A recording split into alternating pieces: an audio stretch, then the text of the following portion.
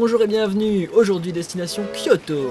Kyoto, c'est la ville qui mélange tradition et modernité. Et on commence directement avec la modernité puisque nous visitons le Pokémon Center. Pokémon Center, c'est un magasin dédié à la licence Pokémon. Donc c'est là où vous trouverez toutes les peluches les plus mignonnes et surtout exclusives au Pokémon Center.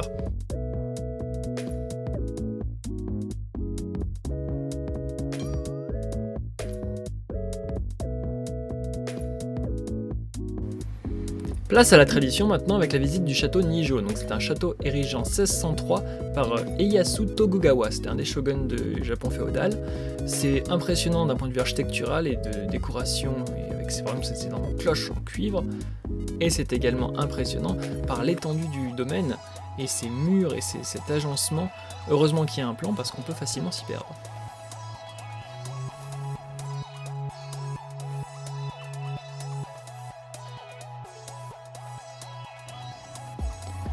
Un petit tour par le marché histoire de se restaurer et on aura l'occasion de déguster les taiyaki, ces petites gaufres en forme de poisson fourrées à la pâte de haricots rouges, un dessert typiquement japonais.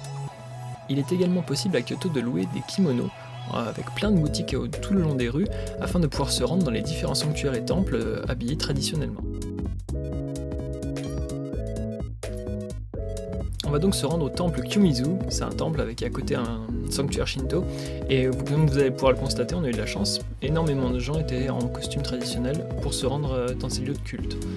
Donc Kyumizu Temple, il y a une immense tour qui est magnifiquement décorée, c'est un plaisir à regarder, et la visite est très interactive avec pas mal d'ateliers et de choses qu'on peut toucher, tester, et la vue du haut de la colline sur la ville moderne en dessous, c'est incroyable, c'est vraiment une belle expérience.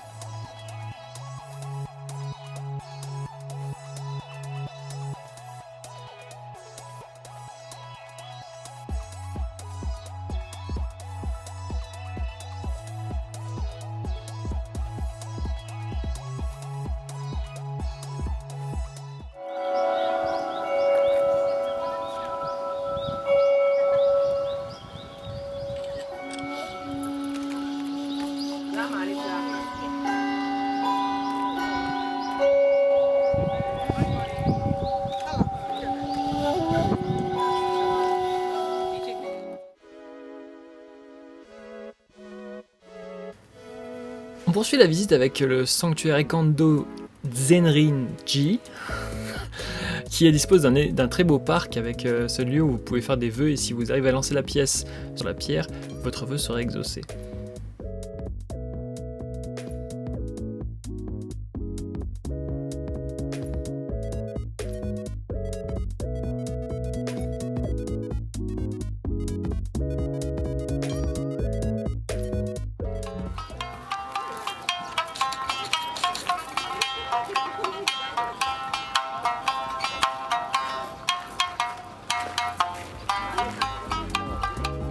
Et nous voici donc arrivés à Osaka. Osaka, l'attraction culturelle principale, c'est le château, avec sa visite très intéressante, avec plein de petits dioramas, avec des vidéos holographiques, tournées avec des vrais acteurs.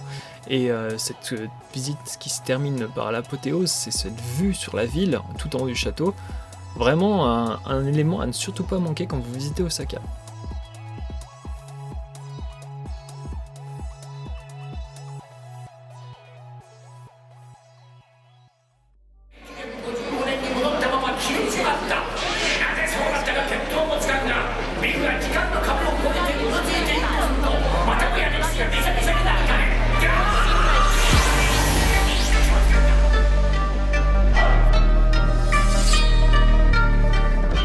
Alors vous l'avez peut-être deviné, on va finir la visite du Japon avec le parc d'attractions Universal. Pour la petite anecdote, on voulait le faire en allant aux États-Unis, puis en regardant les tarifs, on s'est rendu compte que c'était moins cher au Japon. Alors avec Elodie, on a dit bah allez go, on y va, on est sur place, c'est parti.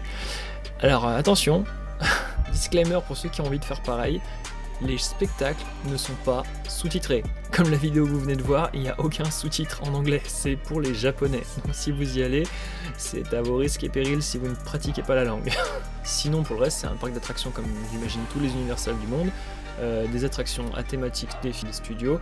Pour notre part, on retiendra le roller coaster de Jurassic Park avec le fait qu'on est complètement à l'horizontale avec la tête face au sol. Super sensation. D'aller faire un tour du côté de Poudlard également, la bière au beurre c'est dégueulasse, vraiment, il n'y a pas moyen, mais sinon l'ambiance était là et pour les fans de la saga, j'imagine que c'est l'expérience ultime.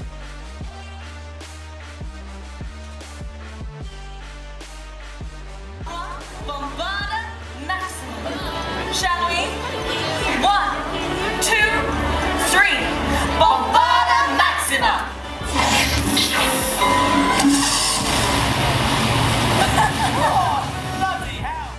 Et voilà, c'est fini pour le Japon, j'espère que les vidéos vous ont plu. En tout cas, moi je vous donne rendez-vous pour la prochaine destination, Taïwan. A très bientôt, ciao.